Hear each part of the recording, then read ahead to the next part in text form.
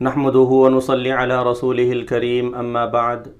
قربانی کرنے کا طریقہ یہ ہے کہ جانور کو بائیں کروٹ پر اس طرح لٹائے کہ اس کا منہ قبلے کی طرف ہو اور پیروں کو باندھ دے، اور پھر یہ دعا پڑھے: انی وجہت وجہی للذی فطر السماوات والارض حنیفا وما انا من المشرکین ان صلاتی ونسکی ومحیای ومماتی للہ رب العالمین لا شریک لہ وبذالک امرت وانا اول المسلمین۔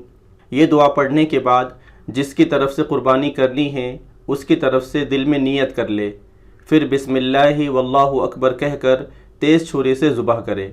اگر کسی کو یہ دعا یاد نہ ہو تو صرف بسم اللہ اللہ اکبر کہہ کر ذبح کر دے۔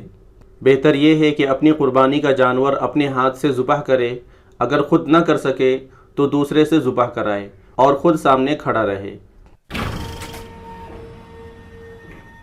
جانور کی گردن میں 4 رگیں ہوتی ہیں، ایک غذا کے لیے، ایک سانس کے لیے اور 2 خون کے لیے۔ ان میں سے 3 کا کٹ جانا ضروری ہے۔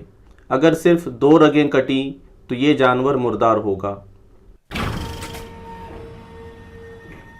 جانور ذبح کرنے کے بعد جب تک جان پوری طرح نکل نہ جائے اور اضطرابی کی کیفیت ختم نہ ہو جائے، اس وقت تک چمڑے کا چھیلنا، گردن کا الگ کرنا یا جسم کے کسی حصے کا کاٹنا مکروہ ہے۔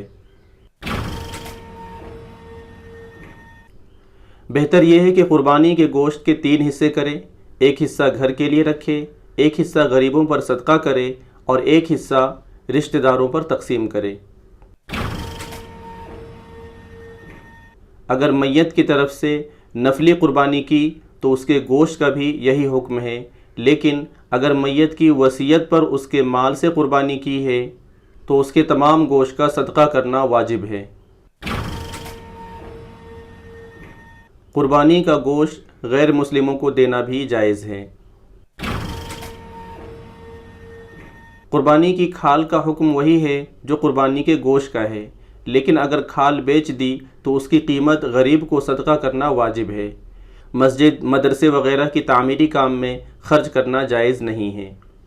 قربانی کی کھال اور اس کا گوشت قصائی یا کسی اور کو اجرت میں دینا یہ جائز نہیں ہے۔